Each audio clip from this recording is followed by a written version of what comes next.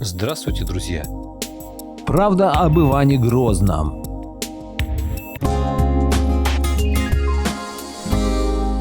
Благодарю всех, кто подписался на мой канал и смотрит мои видео. А если вы впервые на моем канале, то, пожалуйста, подпишитесь на него и включите колокольчик, чтобы не пропустить новые видео. Ссылка на статью в описании. Что нужно знать русскому человеку про Ивана IV Грозного? Очень кратко.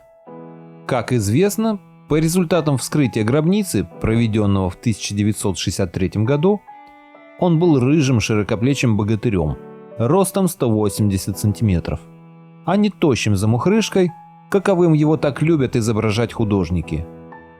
Обилие остеофитов на костях скелета показывает, что, к сожалению, последние годы жизни Иван IV Грозный был практически парализован.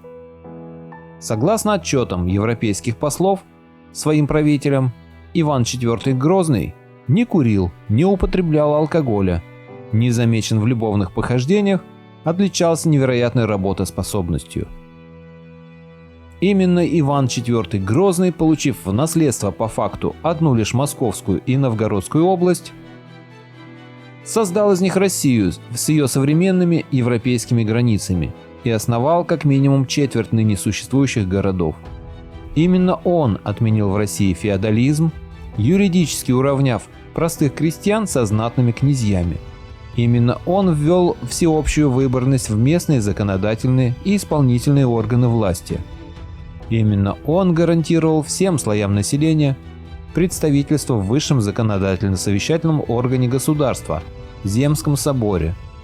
И именно он ввел в России всеобщее начальное образование. Иван IV Грозный за свою жизнь не проиграл ни одной войны. Даже Ливонская война закончилась разгромом Польши и Швеции и мирными договорами, сонными на условиях мир в обмен на возвращение всех захваченных территорий. В 1571 году Иван IV Грозный перенес свою столицу в Великий Новгород, в котором на месте Ярославского дворища был построен дворец площадью 14,5 гектар, а также проведены масштабные работы по благоустройству города. В Новгород были перевезены казна, царская семья, все госслужбы. Вот здесь стоял дворец. В 1580 году он сгорел, и Иван Грозный переехал в Старицу. Не то быть бы Великому Новгороду столицей России по сей день. В 1572 году, когда вся русская армия сражалась с татаро-османской армией под Молодями, а Иван IV Грозный вместе со свитой и личной охраной отправился осаждать Вейсенштейн, крепость, естественно, была взята. В ходе штурма многие бояре из личной свиты царя получили ранения. Командир царской охраны Малюта Скуратов погиб. В этот период царская семья и казна находились исключительно под охраной новгородцев.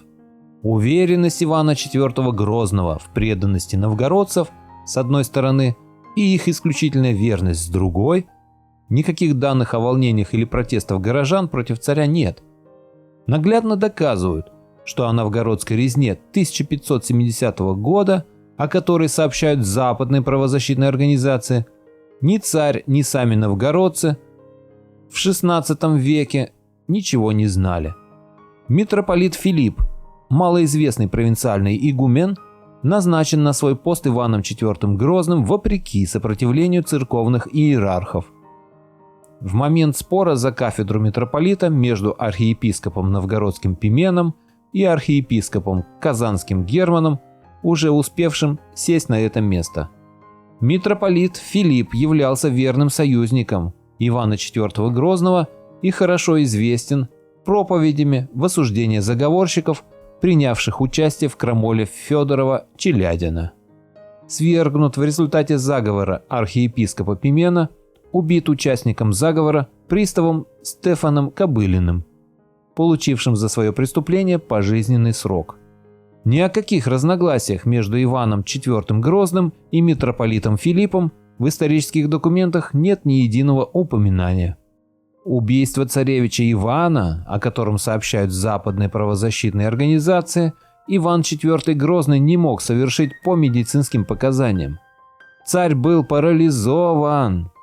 казни многочисленных русских воевод и государственных деятелей, о которых сообщают западные правозащитные организации, таких как князь Михайло Воротынский, епископ Печорский Корнелий, думный боярин Михаил Колычев, магистр фон Фюстенберг, князь Афанасий Вяземский, князь Иван Шишкин, князь Иван Шереметьев, дети князя Владимира Старицкого и еще многие другие бояре и священники по неведомым причинам проходят для казненных незамеченными. Ибо по росписям разрядного приказа после своей смерти жертвы террора продолжали ходить на службу, командовать полками, жениться и выходить замуж, рожать детей. Например, дважды казненный Михайло Воротынский через 3 года после второй казни исхитрился составить первый в истории устав пограничной службы, боярский приговор о станичной и сторожевой службе. А отравленная, удушенная дымом и утопленная в Шексне Мария Старицкая через год после своей казни уезжает в Европу в качестве жены датского принца Магнуса. После своей смерти Иван IV Грозный оставил своим наследникам богатую, сытую и обширную державу с мощнейшей в мире армией и полной казной. Во всяком случае, в течение 20 лет после его смерти, до самой смуты, ни одна собака не рискнула начать с Россией новой войны. В 1585 году в России была построена крепость Воронеж, в 1586 – Ливны. Для обеспечения безопасности водного пути от Казани до Астрахани строились города на Волге: Самара 1586, Царицын 1589, Саратов 1590. В 1592 году был восстановлен город Елец. На Донце в 1596 году был построен город Белгород. Южнее в 1600 году был выстроен Царев-Борисов. В период с 1596 года по 1602 годы было построено одно из самых грандиозных архитектурных сооружений до Петровской Руси – Смоленская крепостная стена, которую впоследствии стали называть каменным ожерельем земли русской. Сирич. После смерти Ивана IV Грозного обширное строительство по всей России активно продолжалось. То есть золота в глубокой царской казне хватало на все текущие расходы и даже на многие излишества.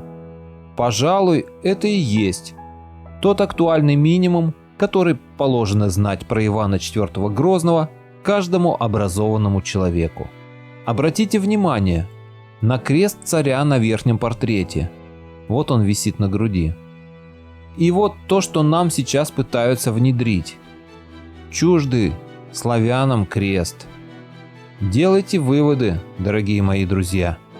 Вот такая интересная статья попалась мне сегодня, и я решил поделиться ею с вами. Надеюсь, вам было интересно.